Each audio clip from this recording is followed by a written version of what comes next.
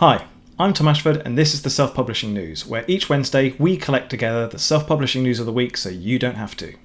This week, Audible announces Audible Captions and Netflix uses Whatpad to find its teen romance series. Keep watching. So, Audible Captions.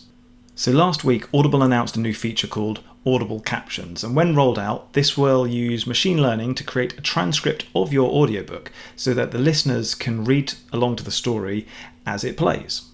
Now, this is a nice idea, but it's an idea that's not without its problems, which a lot of publishers are already picking up on. Now, the issue as they see it is that Audible doesn't have the rights to the written form of the books, only the audio form. And they fear that the sale of physical and digital books will decline when the reader only has to buy the audiobook and then they get the written book as well. Now that's an understandable concern, but it's probably one without much cause.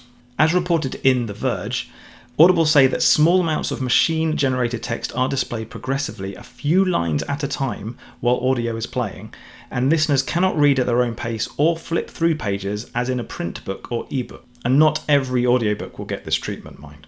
Audible plans on rolling this feature out in September, and you can read more about it via the link in the description below. Whatpad, Netflix's magic well of teen romance. Now, the teen romance genre is very, very popular, so it's no wonder that Netflix is snapping up as much of its content as it can. And why go to the trouble of coming up with your own original idea when you can just take one that's been written by some aspiring author? For those who might not already know, Wattpad is a self-publishing website where authors can upload their work and also get feedback from other writers and readers. And it was from Wattpad that Netflix found The Kissing Booth by Beth Reekles, which is now being released as a feature film, and After by Anna Todd. So perhaps it's worth keeping Wattpad in mind going forward, because you never know which major streaming service might be reading. You can check out the original article over at The Independent via the description below, which also goes into some of the concerns about how abusive relationships are depicted in teen romance films. So that's all the self-publishing news that we have on this very painfully hot summer Wednesday.